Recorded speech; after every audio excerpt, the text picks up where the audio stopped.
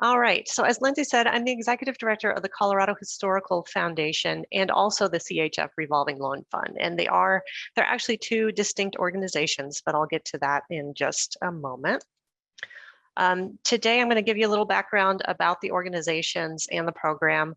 I also want to talk about some trends in different historic property redevelopment funds, it's a mouthful, around the country, and some here in Colorado that just to talk about some of the nuances and the differences, because some of you all I've heard from in the past are looking to establish your own resources. So you might just want to know how these work in different areas.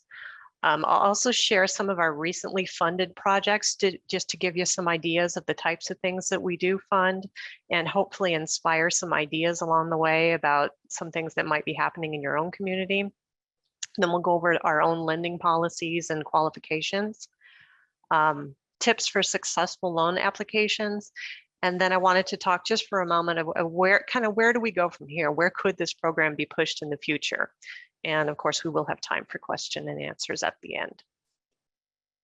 Okay, so the Colorado Historical Foundation, just to give you a little background, it was established way back 1965. Our mission is to advance the study and preservation of Colorado's history and historic places. So as such, what we really do are it's kind of the back end, the business end of preservation is how I would describe it. So we have legal services, conservation easements on historic sites throughout Colorado so that they're protected from demolition, also requires the owners to maintain them and maintain their historic characteristics. We have financial services, whether it's holding donor restricted funds for specific causes, or in this case, offering those loans for preservation and redevelopment or rehabilitation of historic properties. So that would fall in our financial bucket. We do various project management aspects for surveys and research grants. Site surveys, a couple examples would be the African American travel and leisure sites throughout Colorado. We spearheaded that statewide survey that we're hoping will lead to some more specific work in local communities in the future. We did a similar one on sites associated with women's suffrage, and we're currently working on one that's proving to be a little hard to get our arms all the way around, but it's sites associated with Colorado's LGBTQ history. So you can look forward to more announcements on that as some of that work is completed later this year. And then of course, we also try to tell a lot of stories about preservation and just make people more generally aware of the power of preservation. So that's what we do in a nutshell. And as I said before, the loan program falls within the financial bucket of the services that we offer. So the loan fund was established as a separate organization, and that was really just for more internal purposes, not commingling some of the funds that we have or the liabilities associated with operating a loan. It is essentially a program of the Colorado Historical Foundation, and I know sometimes there's confusion around that, but we're one and the same when you call our office. It's myself and our director of programs, preservation program, Cindy Naskey, and many of you probably have had conversations with her directly too, so you can talk to either one of us about this program.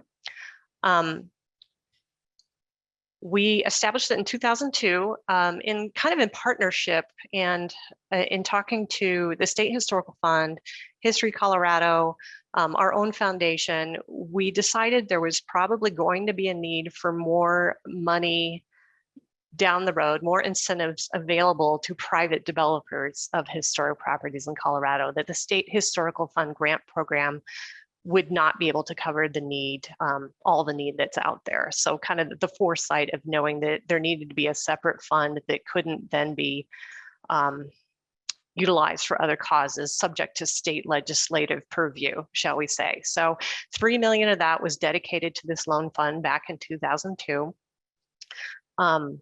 And then now today, we're seeing it really being used to leverage not only state historical fund grants, but private funding, historic tax credits, whether state or federal, sometimes low-income housing tax credits. There's all sorts of ways that it can be added to an additional stack of sources used to fund a project. Slide, demand and impact since inception. Okay, so since inception, we have funded 23 separate projects for $8.6 million. So that's what we've turned that $3 million into. We've dispersed 6 million, and there is a discrepancy between the approved and the dispersed simply because part of it's due to timing. We have a large loan that was recently approved and they're still making draws on it. It's not completely finished. Sometimes people don't end up needing all of the money, so they don't draw down the entire loan. That has happened. Although more often than not today, they wish we had more money to lend. And you've probably heard that too with the rising costs of construction. An assortment of organization logos. And now I'd like to talk a little bit about other programs that are out in the realm around funding historic projects from loans. As part of our recent grant evaluation project with the State Historical Fund, we looked at peer programs across the country, one here in Colorado in the city of Fort Collins, and just kind of did a swath of what else is going on, where might we want to push our own program, what could we learn from the lessons learned from all these other great entities operating similar programs. So this is just a sampling of some of the different programs that are out there if you happen to be researching any of this, or if you don't want to duplicate efforts, call me because I probably have it in my file somewhere. What we found is the purposes vary. Some of them are very generally for preservation of historic properties, and that's the category that ours has been in for the last 20 years. Some of the loan funds are very targeted. They might only be available to certain communities. They might only be available to, they might be based on income needs. Some of them are only available to certain project types. Like if someone is working hard to keep housing available in a certain neighborhood, those are the only types of projects a particular loan fund might fund in a certain year. So I'd say the sophistication and the capacity of these programs varies widely. But all of them have a few things in common, and that's collaboration makes them successful. So working with partners such as CLGs, such as Main Street communities, economic development councils, you name it, just other agencies to kind of see where that overlap of need and will lies, and working together to come up with solutions. Because I can speak from experience, if a developer approaches you and only gives you that one little slice of the picture and doesn't talk about all the other people that might be in support of the project or hasn't even explored that yet, it's going to be less successful than if they have, because if we need to make compromises along the way, it's a lot easier and a lot more agreeable to do so if we know there are other stakeholders in the game and putting some money on the line as well. The final point is we all rely on some kind of fundraising. So whether that's grant related, donors, some have established endowments and they use the income generated from those endowments to fund the loan program on an ongoing basis. And then the city of Fort Collins, their city council actually supports their program and has been budgeting to put money into that, I think on an annual basis. I don't know if Marin's on this call, but she could probably speak to that better than I. Slide, Project Leadville Freight. Okay, next I'm going to switch over to some different projects that we have funded. And again, I hope this would give you some ideas of things you could do in your own community or when you're talking to the private property owners and what they're trying to do, just to get some ideas out there of how to push these projects forward. And attracting new developers to your community too. If you can give them some potential ideas of what these buildings could be turned into, sometimes that's helpful to attract them in. So this is the freight depot in Leadville. It was used as a depot to house freight being shipped along the rails. It wasn't a people in and out kind of depot like Union Station or some of the mini depots we have around Colorado, but for freight. So they kept the name freight when they converted it into a community event space. And then on the same land area surrounding it, they added some newly built cabins and then named them and talk about the history of the women in Leadville that followed the miners up there. So in our case, that we did provide funding for this project. It was not for the new construction. It was just for the rehabilitation of the depot building itself. Slide, Project Gailey Cottage. Okay. This is the Gailey Cottage. It's at the Chautauqua, Colorado Chautauqua and Chautauqua Park in Boulder. It is sitting to the south or southeast-ish of the auditorium. And so you might not notice it immediately, but if you're there to see one of the many summer concerts or events that they offer, just look up the hill a little bit and it's over there to the right when you're kind of approaching, or to the left when you're approaching the door to enter the auditorium. And they wanted to really to finish out this space into 2 uses, and part of it's a green room. So when they have performers, they have a place adjacent to the auditorium to kind of have some quiet space and do what they need to do to prepare. But they also rent it out, from what I understand, so that people could rent it as a cabin, through the program that they have there with their cottages. And that work is complete. The loan is probably at least halfway through being paid off. And it's one of our more successful projects, I'd say. Slide project, the lofts at Orecchio. All right, this next one is down in Florence, in downtown Florence, Colorado. It's called the Lofts at Orecchio. And the building is known as the Orecchio Block Building. It is, they're turning it into upstairs long and short-term residential. It has been used residential in the past to some degree, but the upstairs was an absolute mess. They had to basically gut a lot of the shoddy work that had been added over the years in the interior upstairs. They're keeping the original staircase that goes up there. They were able to save some transoms above the doors, that kind of thing. So that's been really nice. And then the windows, there were a couple that I think were salvageable and the rest had to be replaced with like materials. Downstairs, there is an operating brewery that was already in the building and a couple of other commercial spaces. And I don't know if those tenants will remain or new ones will come in. I think the neat thing about this project is it's also a tax credit project. So they approached the tax credit end of this first and got that application together with their architect and got that approved and the tax credits reserved. But that way, when they came to us for a loan to kind of fill in some gaps, we were able to just accept the part 2 of the tax credit application to really understand what kind of work was about to be done in the building. And it made it very easy for us to kind of say, yep, it's preservation. The SHPO's office agrees, we're able to move forward with this project. So that was really nice.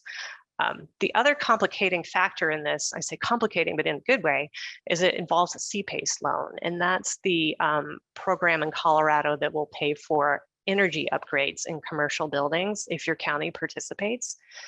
It is a loan, but it's tied to your tax property bill, from what I understand. So at the end of the day, that's how you pay it off, is through the tax, through the property tax bills. It's attached to that. So if you were to sell the property, it sticks with the property essentially. So it's a loan, but it's a little bit different.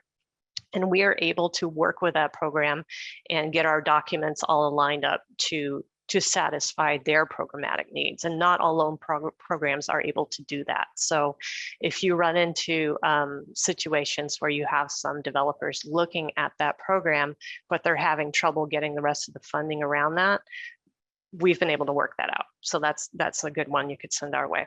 Slide project Fuel and Iron. Okay, this one is known as Fuel and Iron. It's in Pueblo in the Old Homes Hardware Building. It's in the Union Historic District.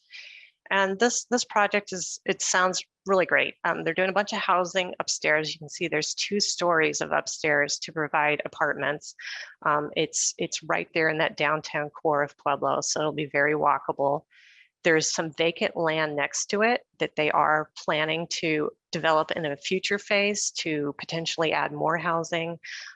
They're working with a land conservancy to start operating an urban farm adjacent to this property. And then downstairs, they're doing a restaurant incubator space that will be a food hall that anyone's welcome to come in and it's like walking into any of the many food halls in the Denver area. But this one's specifically for restaurants looking to kind of test the waters without fully purchasing or renting their own space yet.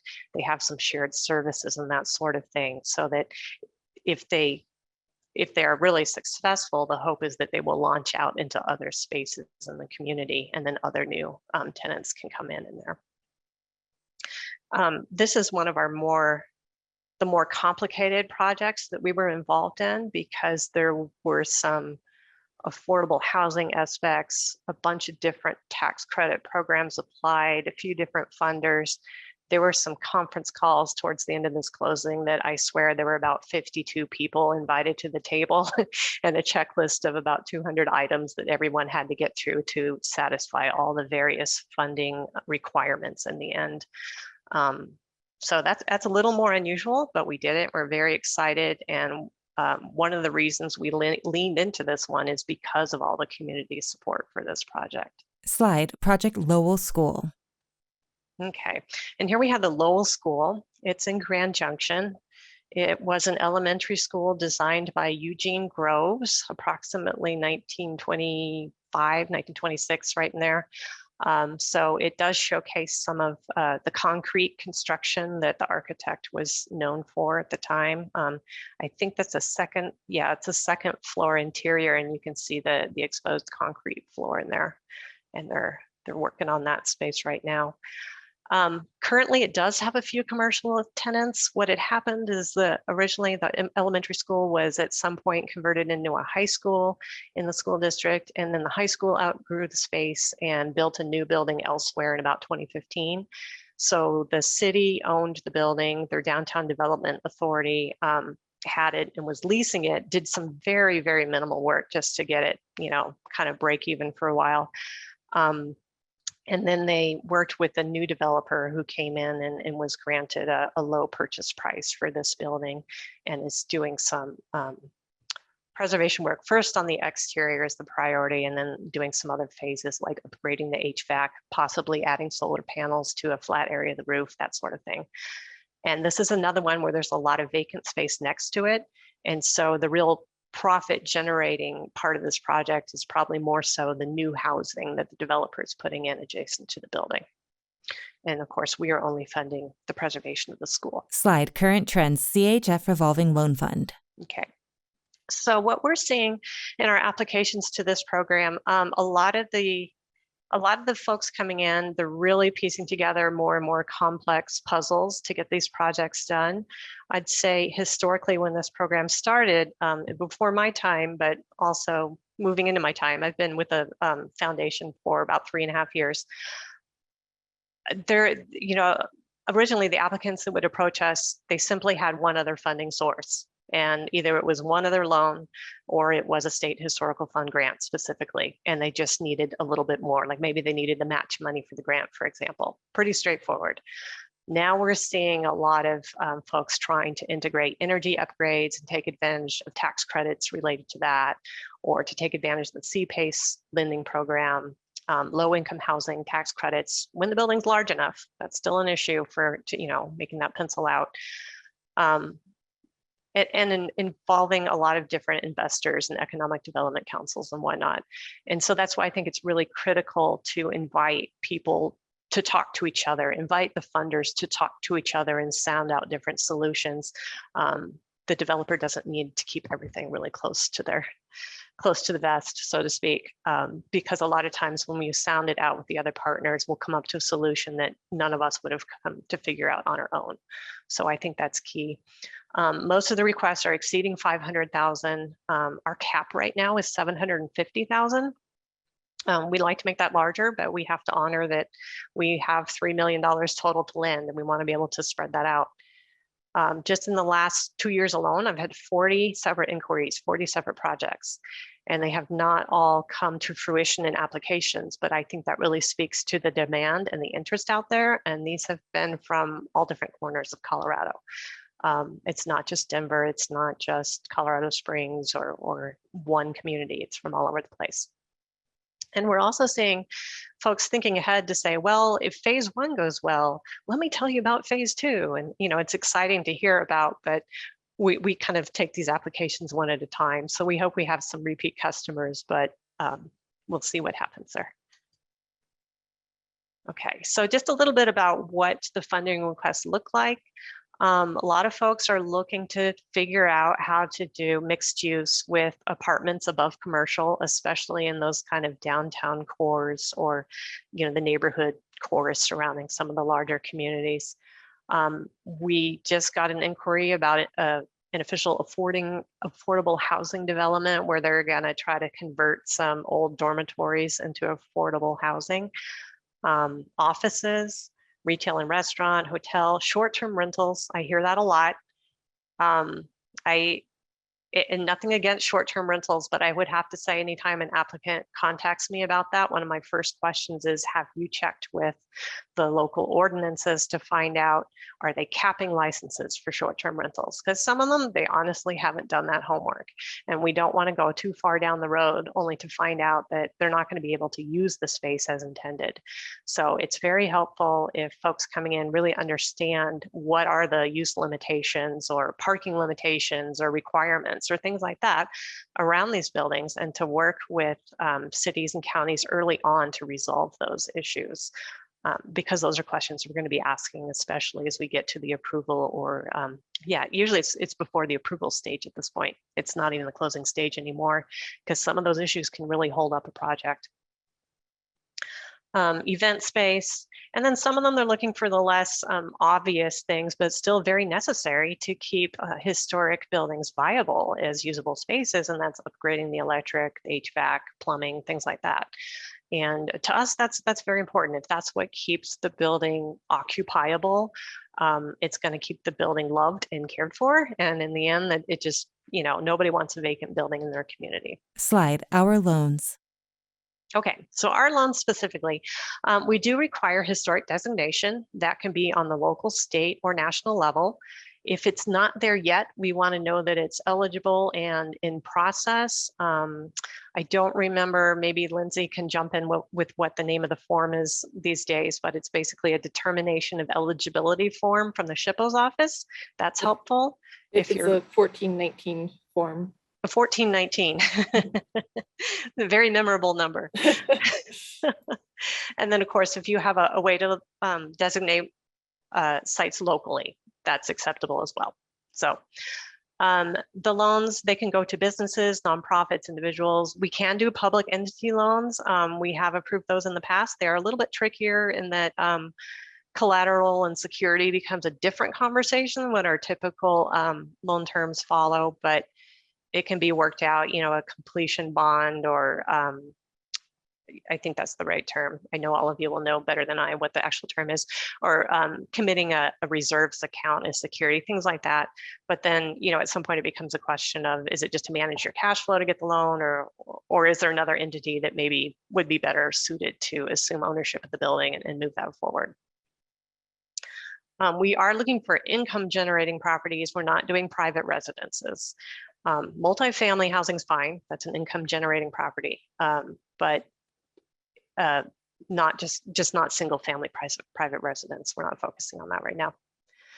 They must follow the Secretary of the Interior standards for the treatment of the preservation treatment of historic buildings. I may have bungled that title, but I think you all are familiar with the concept of the Secretary of Interior standards.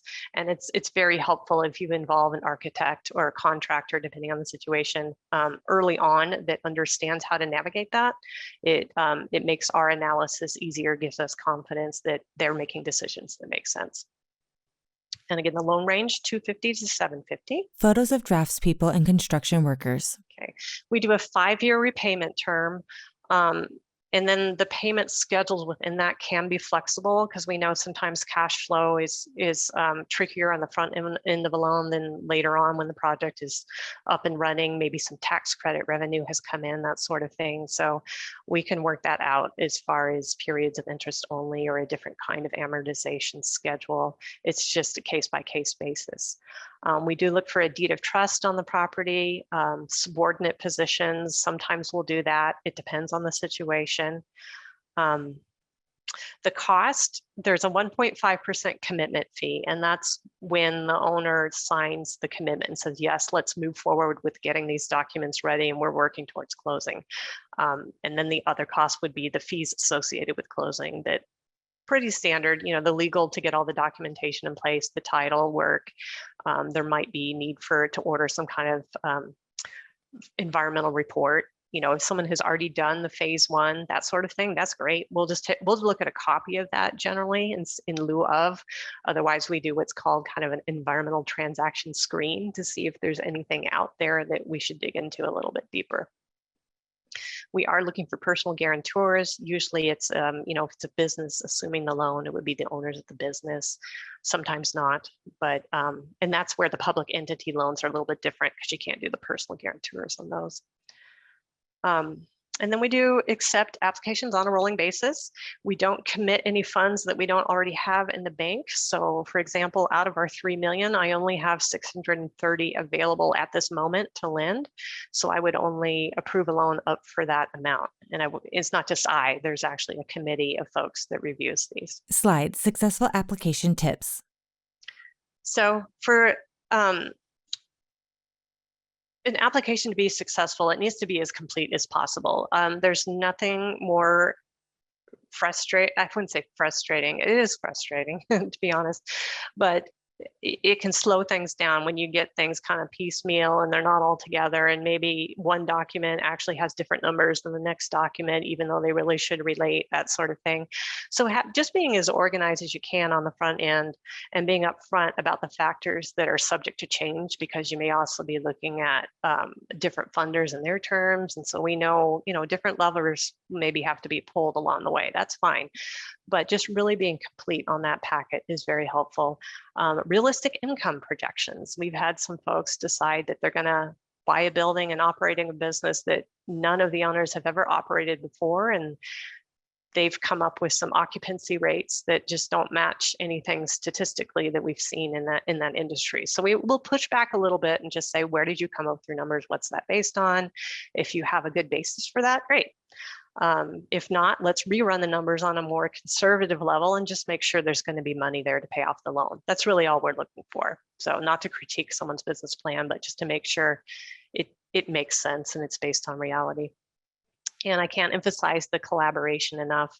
We like to see that there's support in the community for the project being proposed. Even just a quick statement or letter of reference, or say, oh, call so-and-so.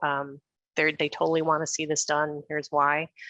We're also looking for a little bit of experience on the team. Somebody, even if it's not the main architect or contractor, if there's a consultant kind of reviewing the historic preservation aspects of the project and helping to guide what that might be, that's very helpful to know. Because we don't want to be the ones subjectively picking that apart, but knowing that you're working with some people that know what this means, that's great. A photo of an old building with a sign advertising a massage parlor. And then it's clearly describing the whole project and budget, not just the budget around the loan, not just what the $250,000 might be used for, the 1 or 2 expenses, but tell us about the whole project. Where is it going? What will this be at the very end of the day, and what is the total cost from acquisition, if it wasn't already owned, on through getting that final phase complete, so we can kind of see where this fits in and if it makes sense.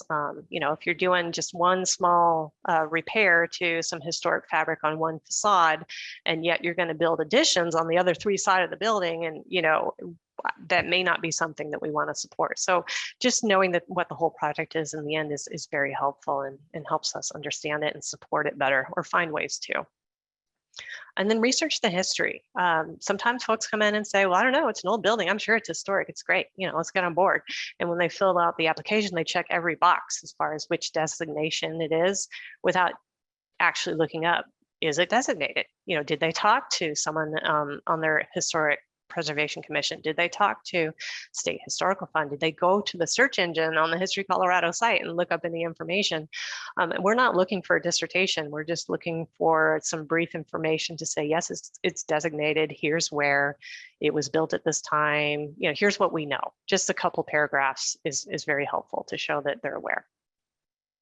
And then again, be aware of any limits on the property use or the zoning requirements. We encourage folks to have those conversations early on with the entities that they need to be talking to. And then applications submitted with visuals, hugely helpful. We want to see pictures of the condition of the property now. If you have any conceptual drawings of where things are going to go, that's very helpful.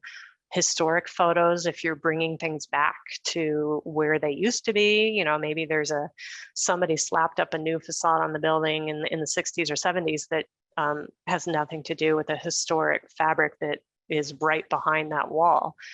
If you have some historic photos of that, it'd be great to see where it's going. And that's very helpful for our volunteer loan review committee too, for their understanding. You know, sometimes Cindy and I are actually more familiar with the projects being proposed or the areas because we've been there, we've seen them, we've been involved. But for a committee, it's helpful to have some visuals along the way so that they can get their head around what's happening. Slide possibilities, financing historic building reuse. Okay, so just to shift a little bit to future conversation, you know, if there were no constraints, if we had all the money that we could successfully fundraise, I'd like to see this program grow possibly in some different directions depending on what the need and opportunity is. But talking to folks about some local partnerships, you know, folks that want to do something similar to what Fort Collins has done, where they have funds, loan funds available for facade, sorry, I didn't mean to triple over that word, facade upgrades within their historic district.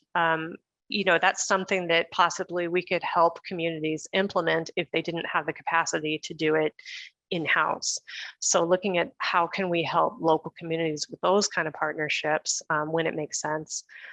What, you know, maybe there's an opportunity to dedicate some money just to specific causes, whether it's energy upgrades to supplement some of the other incentives out there. Wildfire mitigation. I was really excited to see that upcoming webinar in May. Huge issue right now, obviously, but if there's things that can be done to better protect historic buildings that still fit within the standards, is there a way that we can help move that forward? And of course, affordable housing in Colorado, you know, we've got to crack that nut. How can we use existing buildings to help fill that need? One of the programs we looked at in Macon, Georgia, I believe it's Macon, they have a loan fund that will also help with infill projects. So it's those Historic Preservation Commission or whatever they call their group, approved infill projects within certain historic districts. They'll actually provide funds to that because it's important to them to support the infill the community has all agreed is necessary and appropriate for that area. And then finally, adaptive reuse in general. I think there's a lot of opportunity here right now for us to think a little bit differently about preservation with a capital H versus a lowercase h, and just reuse old buildings in general. You know, the concept of the greenest building is the one that already exists. We also have a lot of older buildings that maybe they haven't been officially designated, but there's history there. There's history that maybe has not been documented or acknowledged yet, or didn't meet the priorities of what had been designated or nominated in the past. But I don't think these spaces should be overlooked, and there might be a way to more fully fund the reuse in the future. So with that, I'm going to take a sip of water and see what kinds of questions and comments you all have. If you